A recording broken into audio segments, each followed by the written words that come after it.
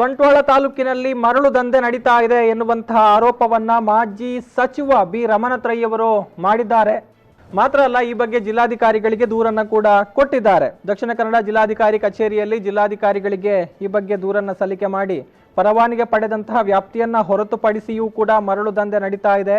ಬೃಹತ್ ಯಂತ್ರಗಳನ್ನ ನದಿಯಲ್ಲಿ ಇಳಿಸಿ ಅಕ್ರಮವಾಗಿ ಮರಳುಗಾರಿಕೆಯನ್ನ ಮಾಡ್ತಾ ಇದ್ದಾರೆ ಎನ್ನುವಂತಹ ದೂರನ್ನ ಈ ಸಂದರ್ಭದಲ್ಲಿ ಸಲ್ಲಿಕೆ ಮಾಡಿದ್ದಾರೆ. ಸಜಿಪ ಗ್ರಾಮದಲ್ಲಿ ಕಾನೂನು ಬಾಹಿರವಾಗಿ ಮರಳು ಶೇಖರಣೆ ಆಗ್ತಾ ಇದೆ.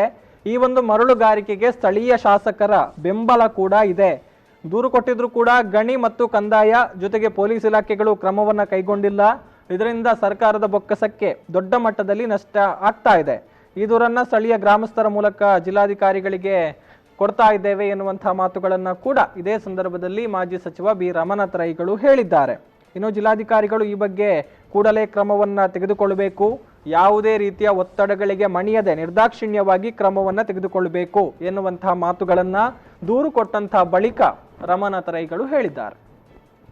ಕಡಿಶ್ವಾಲೆ ಗ್ರಾಮದಲ್ಲಿ ಒಬ್ಬರು ಮರಳು ತೆಗೆಯುವುದಕ್ಕೆ ಪರವಾನಗಿ ಪಡ್ಕೊಂಡಿದ್ದಾರೆ ಈ ಇಲಾಖೆಯಿಂದ. ಅವರು ಅಲ್ಲಿ ಹತ್ತಿರ ಮಣಿನಾಲ್ಕೂರು ಇರ್ಬೋದು, ಬರಿಮಾರ ಇರ್ಬೋದು, ಸುತ್ತಮುತ್ತಲಿನ ಕಡಿಶ್ವಾಲೆ ಸಹಿತವಾಗಿ ತೆಕ್ಕಾರು ಆ ಕಡೆ ಎಲ್ಲ ಈ ಇತರರು ಅಕ್ರಮ ಮರಳುಗಾರಿಕೆ ಮಾಡುವವರಿಗೆ ಅವರ ಸಹಕಾರದಿಂದ ಇವರಿಗೆ ನಿರ್ದಿಷ್ಟ ಜಾಗದಲ್ಲಿ ತೆಗೆಯತಕ್ಕಂಥ ವ್ಯವಸ್ಥೆ ಇರುವುದು. ಪರವಾನಗಿ ಅಂದರೆ ಇಂತಿಷ್ಟು ಜಾಗದಲ್ಲಿ ಅವರು ತೆಗೆಯಬೇಕು.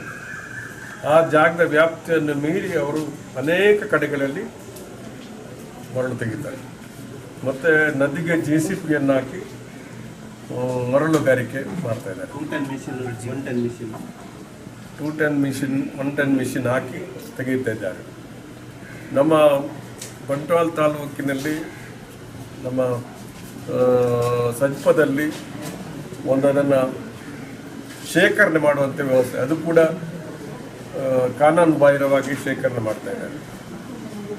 ಮತ್ತು ಇದನ್ನು ಬಹಿರಂಗವಾಗಿ ಸ್ಥಳೀಯವಾಗಿ ಅದನ್ನು ಮಾಡತಕ್ಕಂಥ ವ್ಯವಸ್ಥೆಯನ್ನು ಗುತ್ತಿಗೆದಾರರು ಮಾಡ್ತಾ ಇದ್ದಾರೆ. ಇದು ಕಾನೂನು ಬಾಹಿರವಾದಂಥ ಕೆಲಸ.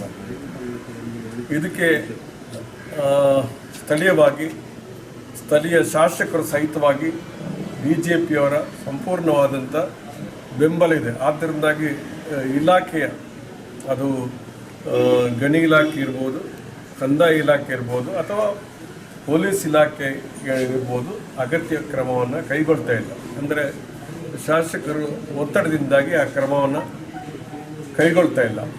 ಸರ್ಕಾರಕ್ಕೆ ಕೋಟ್ಯಾಂತರ ರೂಪಾಯಿ ನಷ್ಟ ಆಗಿದೆ. ಸಣ್ಣ ಬೊಕ್ಕಸಕ್ಕೆ ರೆವಿನ್ಯೂ ಬರ್ತಕ್ಕಂಥದ್ದು, ಅದಕ್ಕೆ ನಷ್ಟ ಆಗಿದೆ. ಇದನ್ನು ಬಹಿರಂಗವಾಗಿ ರಾಜಾರೋಷವಾಗಿ ತೆಗೆತಕ್ಕಂಥ ಒಂದು ಕೆಲಸವನ್ನು ಮಾಡ್ತಾರೆ. ನಾವು ಅದಕ್ಕೆ ಒಂದು ಮನವಿಯನ್ನು ಜಿಲ್ಲಾಧಿಕಾರಿಗಳಿಗೆ ಕೊಟ್ಟಿದ್ದೇವೆ. ಜಿಲ್ಲಾಧಿಕಾರಿಗಳು ನಾನು ಪರಿಶೀಲನೆ ಮಾಡಿ ಸ್ಥಳಕ್ಕೆ ಕಳಿಸ್ತೇನೆ ಅಂತ ಹೇಳುವಂಥ ಮಾತನ್ನು ಹೇಳಿದ್ದಾರೆ. ಅದು ಎಷ್ಟು ಮಾಡ್ತಾರೆ ಅಂತ ಹೇಳುವಂಥದ್ದು ನನಗೆ ಅದನ್ನು ಪೂರ್ಣ ವಿಶ್ವಾಸ ಬರಬೇಕಾದ್ರೆ ಅವರು ಅಗತ್ಯ ಕ್ರಮವನ್ನು ಕೈಗೊಂಡ್ರೆ ಮಾತ್ರ ನಮಗೆ ವಿಶ್ವಾಸ ಬರ್ತದೆ. ಅವರಿಗೂ ಒತ್ತಡಗಳು ಬರ್ಬೋದು ಅಂತ ಹೇಳುವಂಥದ್ದನ್ನು ನಾನು ಗಮನಿಸಿ ಈ ವಿಚಾರವನ್ನು ಹೇಳ್ತಾ ಇದ್ದೇನೆ.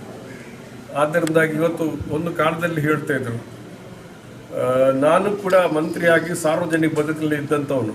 ನಾವು ಸಾರ್ವಜನಿಕ ಬದುಕಿನಲ್ಲಿ ಇವತ್ತು ಬೇರೆ ಬೇರೆ ರಾಜಕೀಯ ಪಕ್ಷದವರು ಮರಳು ತೆಗೆಯುವಂಥವರಿದ್ದಾರೆ. ರಮಣತ್ರಯ್ಯಗಳು ಒಂದು ಮಂತ್ರಿಯಾಗಿ ಯಾರ ಒಂದು ಮುಲಾಜಿಗೆ ನಾವು ಒಳಗಾಗಲಿಲ್ಲ ಅನ್ನುವಂಥದ್ದನ್ನು ನಾನು ಸ್ಪಷ್ಟವಾಗಿ ಯಾವ ವೇದಿಕೆಯಲ್ಲೂ ಕೂಡ ಮಾತಾಡಲಿಕ್ಕೆ ನಾನು ತಯಾರಿದ್ದೇನೆ. ಆದರೂ ನಮ್ಮ ಮೇಲೆ ಇಲ್ಲ ಸಲ್ಲದ ಅಪಪ್ರಚಾರವನ್ನು ಮಾಡಿದಂಥವರು ಈಗ ಅವರೇ ಮರಳುಗಾರಿಕೆ ಮಾಡಿಕೊಂಡು ರಾಜಾರೋಷವಾಗಿ ಮಾಡ್ತಾ ಇದ್ದಾರೆ. ಅದನ್ನು ಗಂಭೀರವಾಗಿ ಪರಿಗಣಿಸಬೇಕು.